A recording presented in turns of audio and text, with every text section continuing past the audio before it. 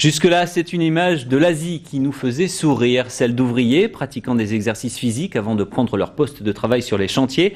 Eh bien, cette bonne idée s'exporte car elle permet d'éviter toute une série de petits traumatismes dans les métiers physiques. Illustration au petit matin sur un chantier bordelais en compagnie d'Issa Rabia et de Jean-Rémy As.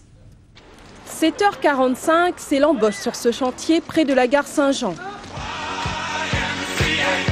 Premier effort de la journée pour ses compagnons ouvriers en bâtiment. Les consignes sont simples, s'échauffer et s'étirer. Objectif, avoir une bonne forme physique tout au long de la journée.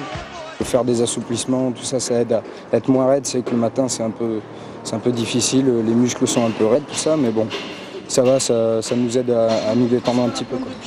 10 minutes de réveil articulaire, de cardio et de travail musculaire pour préserver leur capital santé tout en gardant l'esprit d'équipe.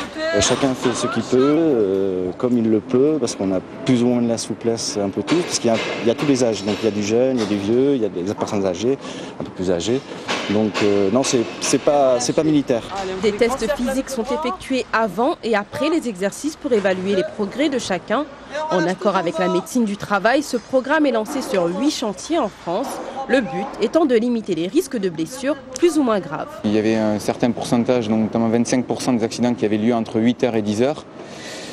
Donc cette démarche d'étirement, donc actuellement sur le chantier, nous avons 0 accident. Et je pense que c'est aussi lié à cette nouvelle démarche d'échauffement. Pour cette entreprise du bâtiment, l'initiative est novatrice. Elle généralise le coaching sportif sur ses chantiers. À l'image des Japonais, les compagnons n'ont qu'un mot d'ordre, bâtir leur bien-être.